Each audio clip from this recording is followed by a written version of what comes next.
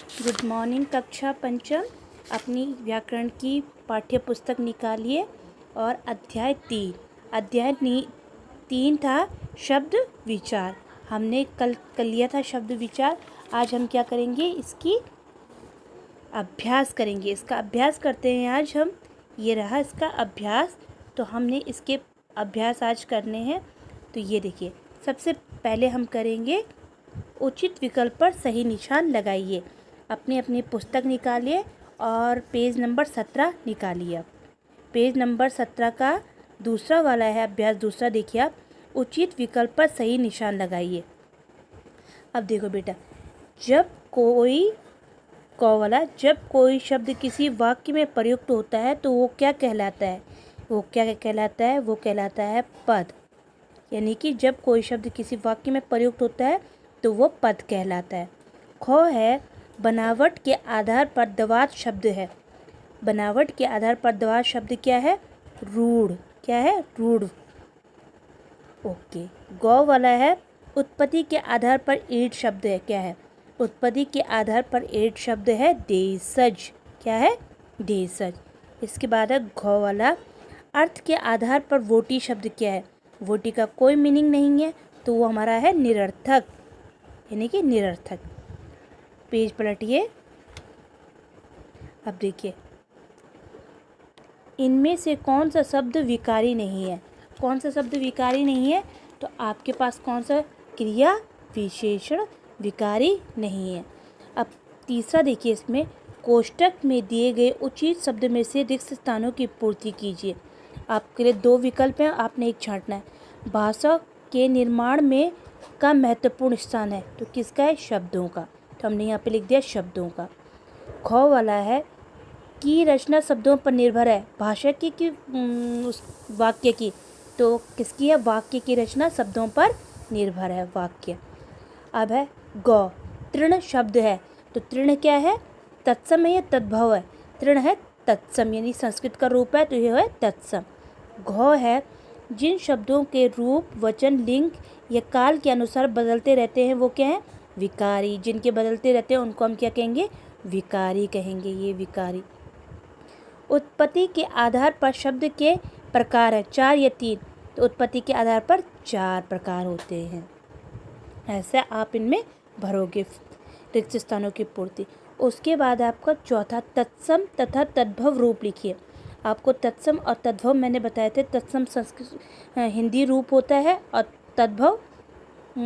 तत्सम संस्कृत रूप होता है, तद्भव हिंदी रूप होता है।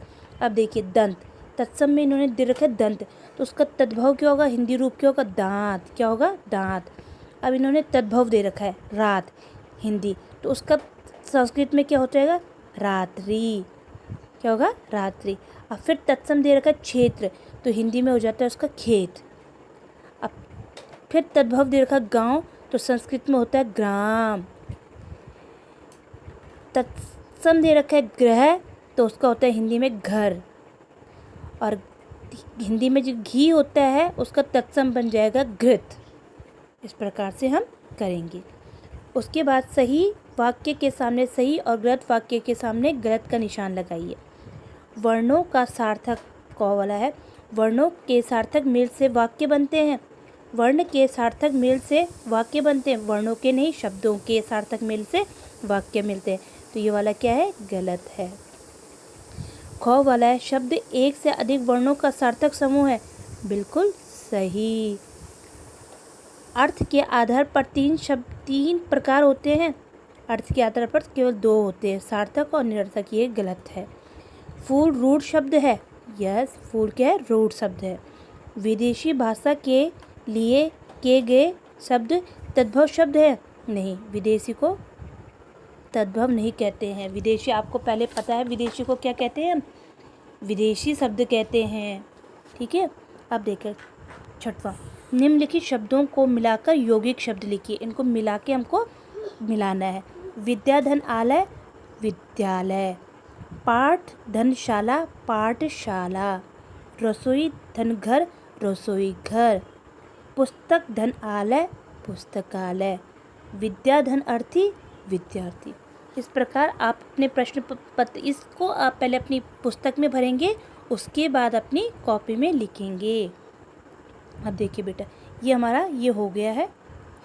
अब हमारा ये जो प्रश्न उत्तर थे मौखिक और लिखित हमने लिख लिए हैं, तो इनको आप यहाँ से देखिए।